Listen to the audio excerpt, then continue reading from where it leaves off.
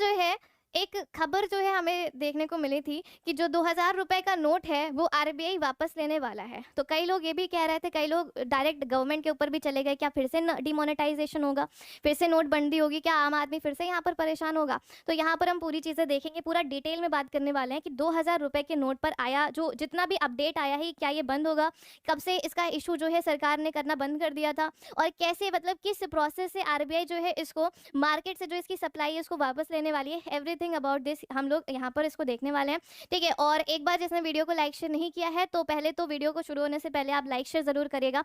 सबसे पहले आप लोग देख रहे थे, एक न्यूज़ थी कि RBI on 2000 rupee note, RBI इस पे जो खबर आई है, आरबीआई अब विड्रॉ कर रहा है 2000 रुपए के नोट, किससे, सर्कुलेशन से हटा रहा है। लेकिन ये कह रहा है कि सर्कुलेशन से हम इसको हटा तो रहे हैं और हटा रहे हैं, लेकिन इससे जो है पब्लिक को बहुत ज़्यादा हार्म नहीं होगा, क्योंकि ये वाली जो इस डिनोमिनेशन की जो नोट है ज़्यादातर पब्लिक इसका इस्तेमाल करती ही नहीं थी।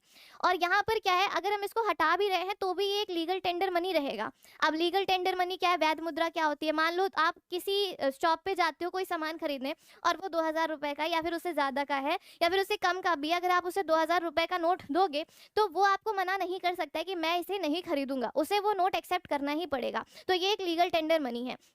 फिर अब देखो यहाँ पर क्या बात है, भारतीय रिजर्व बैंक ने आरबीआई मतलब जो आरबीआई उसने शुक्रवार को कहा, बीते शुक्रवार 2000 रुपए मूल्य वर्ग के बैंक नोटों का चलन वापस लेने की घोषणा करी। हालांकि 2000 रुपए के नोट जो है क्या रहेंगे, कानूनी मुद्रा यानी लीगल टेंडर मनी। आपके पास है तो आप उसका यूज करो, और अगर आप किसी दुकानदार को या फिर कहीं भी पेमेंट करने के लिए इस्तेमाल कर रहे हैं तो वो बिल्कुल सही है, कोई आपको मना नहीं कर सकता।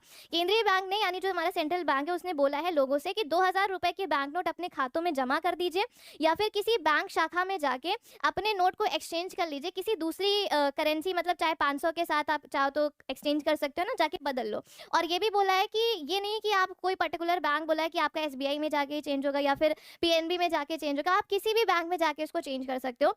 एक समय में 20,000 रुपए तक के 2000 रुपए के नोटों को बदलने की सुविधा 23 मई से उपलब्ध होगी। यानी आप कह सकते हैं आप एक बार में 10-2000 रुपए के नोट जो है वो एक्सचेंज करवा सकते हैं। और ये जो चेंज हो रहा है ये कब से शुरू होगा, 23 मई से ये सेवा जो है वो उपलब्ध हो जाएगी, आप जाके वो एक्सचेंज करवा सकते हो, ठीक है। आरबीआई ने बैंकों से 30 सितंबर 2023 तक 2000 रुपए के नोट जमा करने या बदलने की सुविधा देने को कहा है। यानी कि कब से ये सुविधा शुरू हो रही है, 23 मई से ये लोग शुरू कर रहे हैं और 23 मई से लेके 30 सितंबर तक जो है ये यहाँ पर एक्सचेंज हो रहा है। फिर अगला है, आरबीआई ने बैंकों को तत्काल प्रभाव से 2000 रुपए के नोट जारी करने से रोकने की भी सलाह दे दी। यानी कि अब कोई इसको इशू भी नहीं करेगा, कोई किसी को देगा नहीं। हाँ, लेकिन अगर मार्केट में ये सर्कुलेशन में है तो आप उसको एक्सेप्ट कर लो, जिससे मार्केट से हम धीरे धीरे 2000 रुपए का नोट ले सके। आरबीआई ने जो है वर्ष 2018-19 में ही 2000 रुपए को छापना बंद कर दिया था। और इसमें भी कई सारे लोगों ने ये भी बोला कि भैया ये जो हमने इतना बड़ा डिनोमिनेशन का नोट निकाल दिया, इसको आम आदमी यूज करता ही नहीं, तो वैसे भी ये एक वेस्टेज के तरीके से था। कई सारे कांग्रेस के लीडर्स है जिन्होंने इसमें नेगेटिव कमेंट भी किया है। आरबीआई ने बैंकों ने 30 सितंबर 2023 तक 2000 रुपए के नोट जमा करने और बदलने की सुविधा देने की बात कही थी, ठीक है। नवंबर 2016 जब हम बात करते हैं कि ये आया कब था, तो जब हमारा 500 और 1000 रुपए जो डिनोमिनेशन के नोट थे इनको जब बंद किया गया था नवंबर 2016 में, तभी इसको लाया भी गया था, ठीक है। वापस लेने के बाद 2000 रुपए मूल्य वर्ग के बैंक नोट पेश किए गए थे।